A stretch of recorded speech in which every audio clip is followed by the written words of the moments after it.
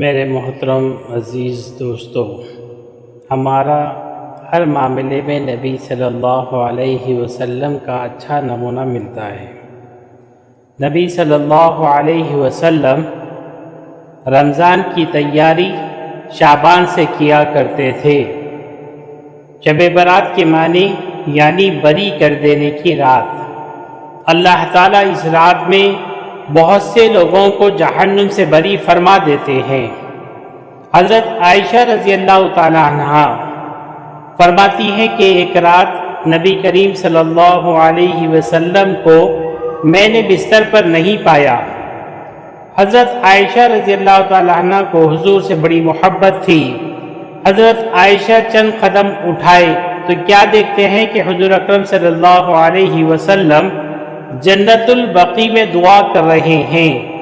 شب برات میں رات کا جاگنا اور دن کا روزہ رکھنا مستحب ہے، فرض نہیں ہے۔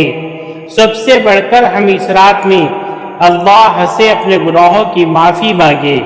میرے پیارو، اللہ نے ہمیں جو ایمان دیا ہے اس کی فکر کرنا اصل ضروری ہے۔ ایمان کی حفاظت بہت ضروری ہے۔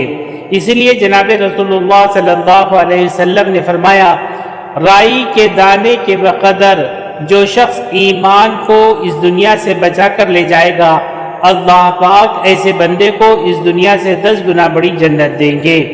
اس لیے ہم سب سے اہم جو مسئلہ ہے ایمان کی فکر کرنے والے بنے، اور ایمان کی فکر کے لیے ہم اللہ کی بنائی ہوئی چیزوں پر غور و فکر کریں۔ اس مبارک رات کے اندر، شب برات کے اندر اپنے گناہوں کی اللہ سے توبہ کریں اور آئندہ کے لیے عہد کریں کہ ہم موت تک انشاءاللہ گناہوں سے اپنے آپ کو بچائیں گے، صحیح زندگی گزاریں گے، معاملات، معاشرت، اخلاق اور رہن سہن کو صحیح بنائیں گے۔ اس کی فکر بہت ضروری ہے۔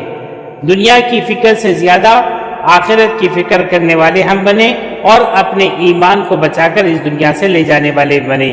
اللہ پاک ہمیں عمل کی توفیق عطا فرمائے۔